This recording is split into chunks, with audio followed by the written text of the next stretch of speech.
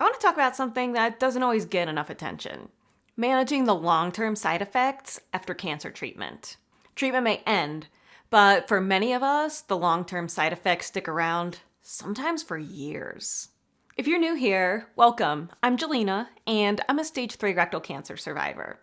I'm going to share with you some of what I went through and what's helped me manage some of these side effects, such as neuropathy, bowel issues, anxiety, and more. Okay, my cat Charlie was whining, wants to be in the video. So let's start with neuropathy. It started for me as numbness and tingling in my feet.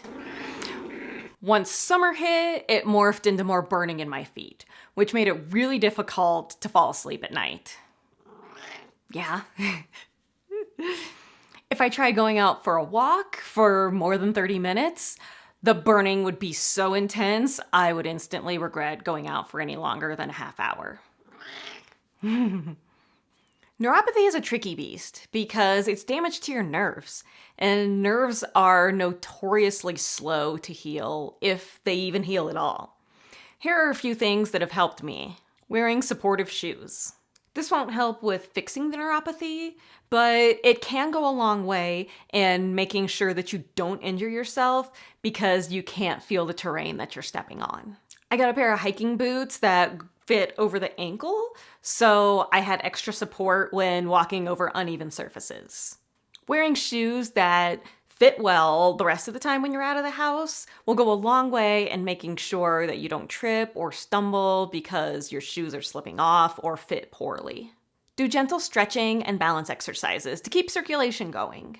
Working the muscles in the area where you have neuropathy will help keep them strong, and that increased blood flow can help promote nerve regeneration. Use a massage gun. I bought a cheap one from Target, and it did help with temporarily alleviating my symptoms. Try acupuncture. I did this for about a year, and I'm not sure if it helped or just the time passing helped the neuropathy, but it's another thing that you can try. Next up, bowel issues. Getting cancer in your digestive system, it's gonna mess things up there permanently. Going through radiation, chemo, surgery, having a temporary ileostomy that gets reversed, that's also gonna mess up your digestion. Loose, frequent, and urgent stools are the issues that I manage on a daily basis. Even 8 years after I've finished treatment, I still have bad days. But I'm much more experienced now in how to deal with them. Here are some tips that currently help me or have helped in the past. First, keep a food diary to help you with figuring out what foods trigger bad days or episodes. I used to have a digestive system of steel, and nothing that I ate would change my regular bowel movements. Now, any large meal means extra bathroom visits. Even though I've learned some of the major foods that can trigger bad episodes, sometimes they surprise me and they don't bother me much. And then something that I think is perfectly fine will wreak havoc on my digestive system, just for funsies. I just have to be prepared for the unexpected. Next tip is eating small, frequent meals. The theory behind this is that when you're eating smaller meals, your digestive system doesn't get as overwhelmed with a large quantity of food.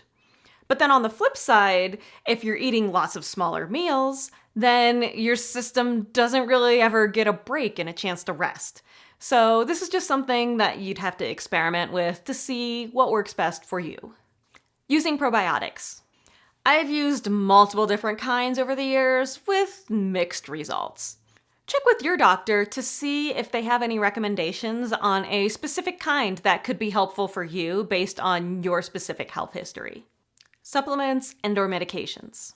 I like to use Metamucil daily to help firm up my stools. My doctor was also suspecting that because of my shortened colon, that an excessive amount of bile was making its way through my digestive system, causing diarrhea. So they recommended I start taking cholestyramine daily.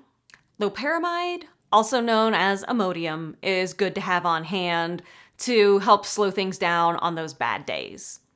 I used to have to take loperamide twice daily, but now I just have to take it on the bad days, which is maybe just a couple times a month. Lower anterior resection syndrome, also known as LARS, is the name for these issues that we experience after having part of our colon and or rectum removed. I did a video on LARS a little while back, so I've linked it up in the card here in the description below if you want to watch that to get even more details on how to manage these symptoms. Next up, anxiety. Survivorship anxiety is real. The fear of a recurrence and worrying about every little symptom or pain that you experience. It can take a toll on you. It can be hard to sleep before a scan, and returning to the cancer center for follow-up appointments and scans can be triggering and bring up PTSD in you. For me, I got more anxious as time went by and I was just nervously waiting for that next shoe to drop.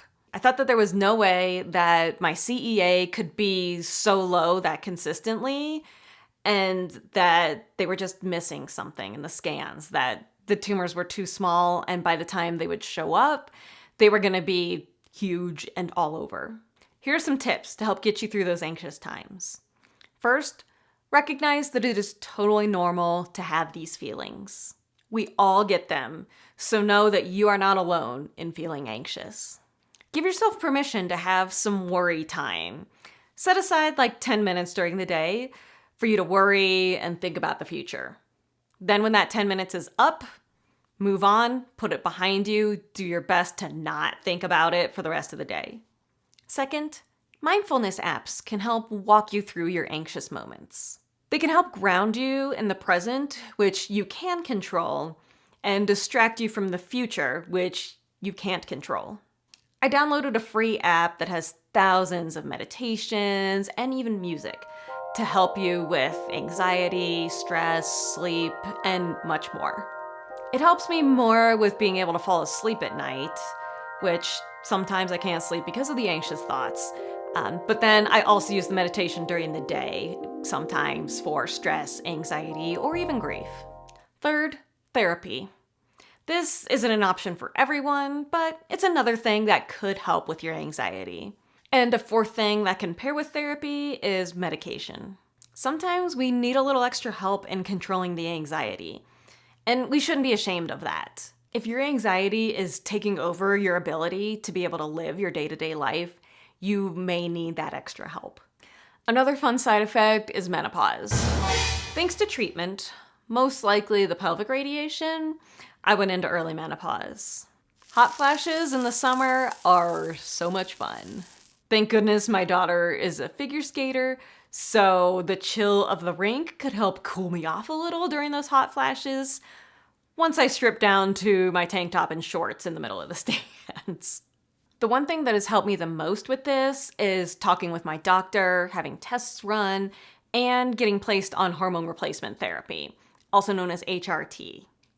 Going into menopause at such a young age is not only annoying, but it's not good for your health. It puts you at a higher risk of bone loss, strokes, and heart disease, but being on HRT decreases those risks. Two other things that have been helpful are to dress in layers and keep up with exercise.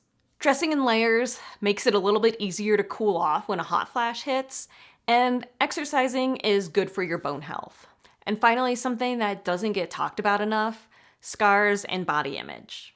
Cancer changes our bodies in many ways, from changes on the inside because of surgeries, the resulting scars from those surgeries, plus weight changes. My body certainly has its fair share of scars that are a constant reminder of what I've been through. From the moment I got home from my first surgery, I decided I was not going to let those wounds get in the way of my self-confidence. My body was going through hell, and those scars were proof of it. From then on, I looked at my scars not as a fault, but as a reminder of how tough I am, and that I've been given a second chance at life. Time to go shopping for a new dress? I saw that as an opportunity to get one that would show off my port scar. Need a new bathing suit for the beach? A two-piece that showed off my abdominal scars I saw as an opportunity to increase awareness for colorectal cancer.